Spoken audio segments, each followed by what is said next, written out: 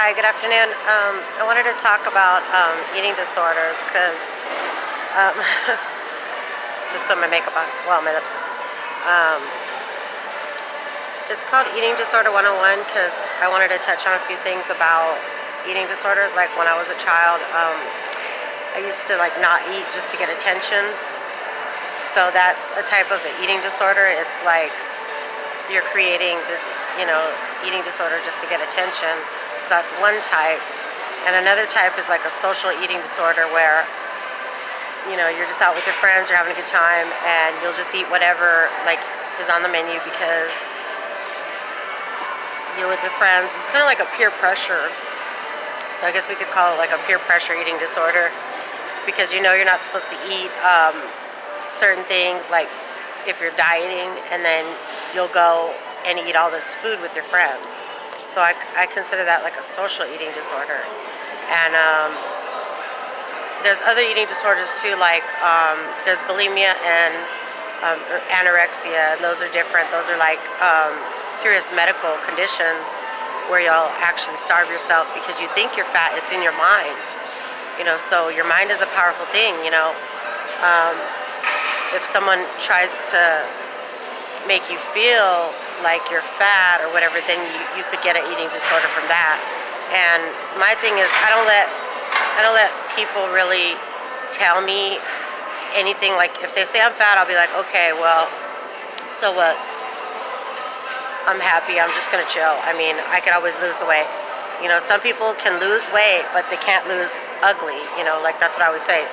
People that are ugly inside and ugly mean-spirited, they can't lose that because that's who they are, and that's what makes them feel better is to be like that.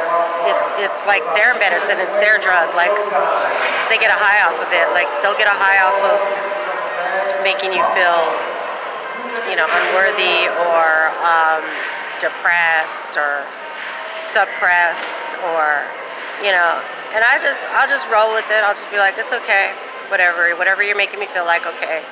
When I get done out of that, toxic environment or whatever, I'll go back to doing what makes me happy. Because people will sucker you into believing anything. Like I've believed stuff that wasn't true. So I don't go for it. So getting back to the topic of eating disorder 101.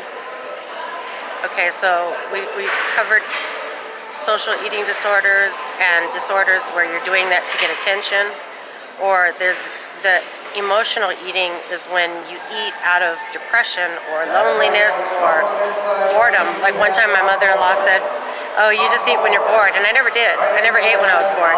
But when she put that in my head, I was like, hey, that is a good idea. So we're so, like, if we have some type of thing going on, like emotional thing, we'll try anything. Like there's people that have tried jumping off a bridge. Because they will literally try anything. But we're not gonna talk about that. Like we don't want people to do things like that just because it's something that they feel like that's gonna cure everything. It's me, But it's not really the cure.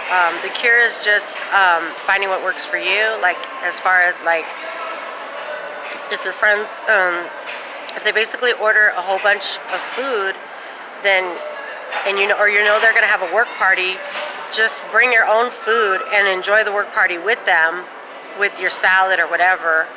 But me, I'm the type of person that I don't care. I'm the type of person that I'll go ahead and eat that pizza or whatever. I just had some some canes. It was good. So I'm not gonna. There are people that it's a sickness where they're like, I used to eat like one thing after another. Like I'd have a peanut butter sandwich, then I'd have cereal, and then I would have like yogurt or what. It's just like eating disorder. It's like I'm not getting enough attention or love. So now I'm doing it the opposite of what my mother-in-law says. You're just eating because you're bored. So now I'm like, hey, that's a good idea. So then I ran with it. Then I was an emotional eater. Like every time I felt like I wasn't getting enough love or attention, I'm just gonna go eat. Food is my friend basically. So that could be an eating disorder. So when you're gonna have these eating addictions or unhealthy eating habits, like, or even starving yourself. There's people that will go to work all day, like my coworker Abel. He said, I don't even eat till I get home. He eats and then he goes to bed, and I'm like, that's not good for you, because like when you eat before you go to bed, your heart has to pump harder, and it's bad for your heart. And there's things that are bad for your heart, because when you're sleeping, and if you just ate, your heart has to pump harder. Just like my heart has to pump harder, because sometimes my breathing goes in and out and I'm snoring, and I'm losing oxygen with all the snoring and everything. And so what I've decided to do is just work out more. Don't listen to people who tell me I'm fat. I don't really care if they say I'm fat. I basically don't care. Even if I was fat, oh well, it's me, it's who I am. So what? What can you do about it? I'm trying though. I'm really trying to work out, and like today I'm gonna go work out. So if I work out like every day or every other day, I don't care. I mean, I'm gonna lose the weight. I'm already losing the weight from being in Texas, where I was cooking every day, because I do eat more in Texas. So my advice for the eating disorder that we all have, we might not eat, or we might overeat when we're depressed, or we might eat for attention, or we might socially eat because we're trying to fit in with everybody else. But it's okay to fit in. It's okay to do that. Like, there's nothing wrong with it, because like I said, I do it. But if you're really strict about losing weight, which I'm not, I just work out more.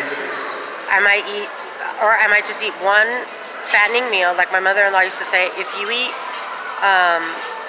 like, say if you eat a piece of chocolate, that'll be like in place of a meal. So you can always do that too. Like, if you want a chocolate bar, just substitute a meal for that, instead of eat breakfast, lunch, and dinner and the chocolate bar.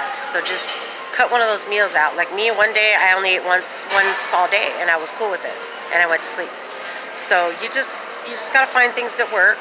If you have that salad dressing, then remember not to eat a big meal before bed, or remember to drink a lot of water and exercise along with that salad dressing, because when you go to In-N-Out Burger, you got to order the ketchup and mustard instead of the spread, because the spread is like 1,000 calories. And I ordered it the other day, and they made my burger and everything, and then they still gave me the spread, and I was like, oh, great. So I just ate it, but it wasn't a lot. I looked at it, I was going to take it off, but they didn't really put that much on there. So I think they put more when they put the bread. And I had it without bread, and that was my one meal for the day. So you just gotta think of little shortcuts if you're still dieting. And there's a good apple diet, where you eat an apple before breakfast, an apple at lunch, before lunch, and an apple before dinner. So I hope this helps you, and it makes you feel better about different eating disorders, and that it's okay if you have them. Don't feel bad, don't beat yourself up. All right, have a blessed day.